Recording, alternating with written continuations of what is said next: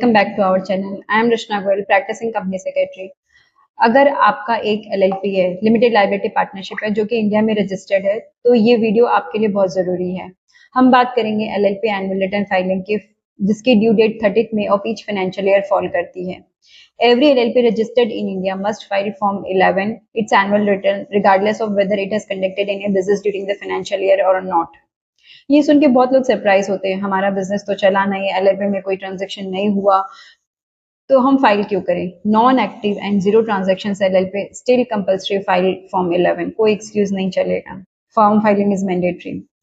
In Form 11 of the annual return, apart from the basic details about the name and addresses of the LLP and details of the partners and designated partners, it also includes information on notices received, penalties levied, and compounding of offences during the financial year.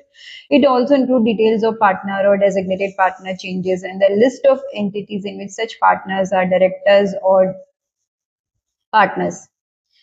If the LLP meets the financial thresholds, the Form 11 must also be certified by a practicing company secretary.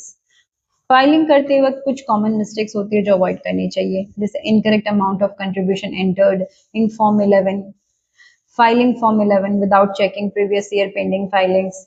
Suppose previous year की filing incomplete है and contribution during the year में बढ़ गया है, but हम लोग previous की filing किए बिना हम लोग करंट ईयर की फाइलिंग कर देते हैं।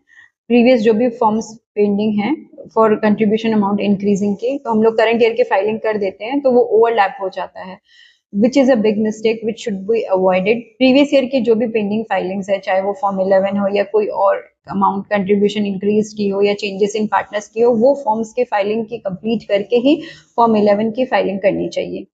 Missing DSC renewals before the due date, waiting till last week leading to MCA portal overload, assuming zero business means no filing is required. Or a critical point, once Form 11 is filed and it's uploaded and approved by the ROC, it cannot be revised. That is why accuracy before submission is crucial.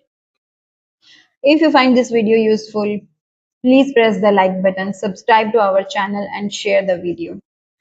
Drop your question in the comment box below. Until next time, stay compliant, stay ahead. Thank you.